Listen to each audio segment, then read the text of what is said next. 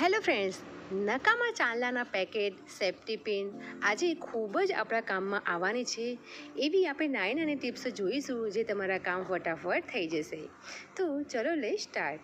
તો અહીં સૌપ્રથમ અહીં ચાંદલાનું આ પેકેટ છે તે જેની ક્વોલિટી સારી છે અને તે સરસ એવું ફિટિંગમાં પણ છે.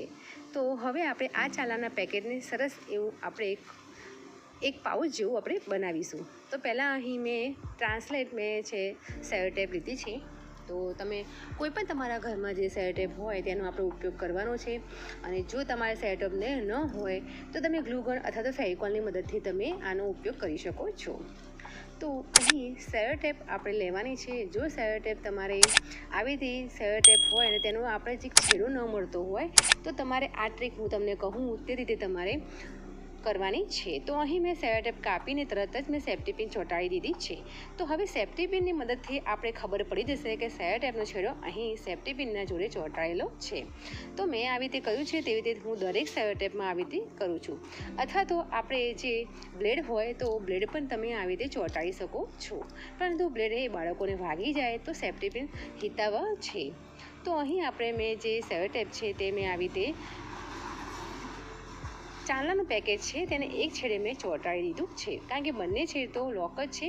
તો નીચેના છેડે મેં ચોંટાડી દીધું છે. તો હવે આપણા ઘરમાં ઘણા બધા કાર્ડો રહેલા હોય છે. આધાર કાર્ડ હોય છે, એટીએમ કાર્ડ હોય છે, અથવા તો ગમે તે કોઈ આપણે શોપ પર જતા હોઈએ તો ત્યાંનું પણ આપણને કાર્ડ આપતા હોય છે, એટલે કે વિઝિટ કાર્ડ આપતા હોય છે. તો આપણા બધા જ કાર્ડની આપણને ખૂબ જ જરૂર હોય છે. પરંતુ કાર્ડ આપણા ડ્રોવરમાં અથવા તો પર્સમાં જેમ તેમ છૂટા હોય છે. તો તમારે આવી રીતે પર્સમાં આવી રીતે કાર્ડમાં એક પાઉચ તરીકેનું આપણે એક થઈ ગયું છે. તો આમાં તમે બધા જ કાર્ડ આમાં નાખીને આવી રીતે પર્સમાં મૂકી શકો છો, જેથી કરીને તમારા પર્સમાં રહેશે અને વધારે જગ્યા પણ નહીં લે અને જ્યારે તમારે કાર્ડની જરૂર પડશે તો તરત જ તમે તેનો ઉપયોગ કરી શકો છો.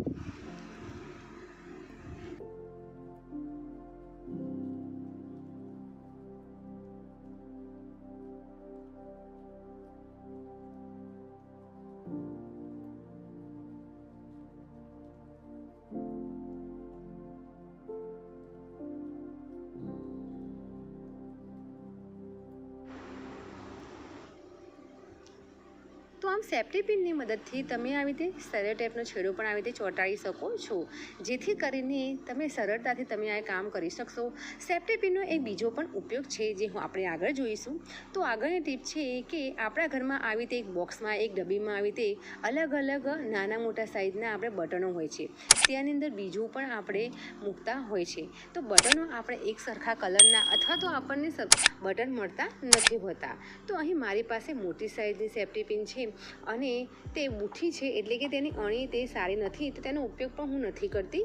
તમે નાની સેફ્ટી પિન પણ તમે લઈ શકો છો. તો અહીં એક જ કલરના હું અલગ અલગ સેફ્ટી પિનમાં હું મૂકી દઈશ, જેથી કરીને આપણને સરળતાથી એક કલરના બટનો મળી જશે અને તરત જ આપણે સેફ્ટી પિનની મદદથી આપણને બટન પણ સરળતાથી મળી જશે અને દેખાશે પણ ખરા. તો તમે આ સેફ્ટી પિનનો સારો એવો ઉપયોગ છે જે તમે બટન મૂકવામાં સારી રીતે કરી શકશો. બટનો પણ તમને મળી જશે ફટાફટ. તો આ ટ્રીક તમને કેવી લાગી તે જરૂરથી તમે કહેજો અને હા, કમેન્ટ જરૂરથી કરજો.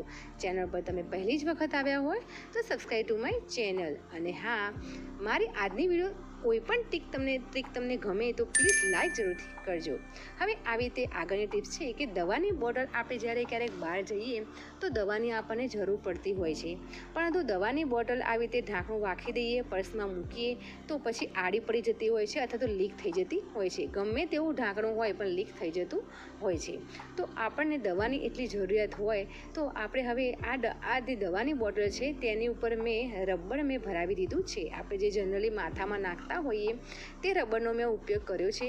તો રબર જ્યારે આપણે ઢાંકણું વાંખવાનું હોય તે જ આપણે ઘીસી ઉપર રબર મૂકી દેવાનું છે અને પછી આવી રીતે ડબ્બીને વાંખી દેવાની છે. અને પર્સમાં તમે ગમે ત્યાં તમે મૂકશો તો તમારે કંઈ જ પણ થશે નહીં.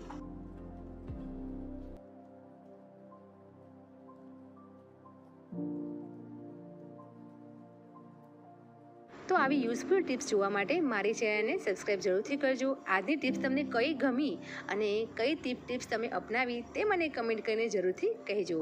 અને મારા સબસ્ક્રાઈબર મિત્રોને ખૂબ જ ધન્યવાદ છે. પ્લીઝ તમે મારી ચેનલને સબસ્ક્રાઈબ કરી હોય તો વિડીયો જોવાની પણ તમે જરૂરથી રાખો. તો મને આનંદ થશે. તમારી એક લાઈક કમેન્ટ મને મોટિવેશન આપે છે અને હા, તે પણ ફ્રી જ છે. તો તમે જરૂરથી લાઈક કરજો, કમેન્ટ કરજો. તો મને એક નવા વિડીયો લાવવાની પણ મને ખુશી મળશે. હવે એક નવી વિડીયો સાથે મળીશું. બાય. જય ભારત.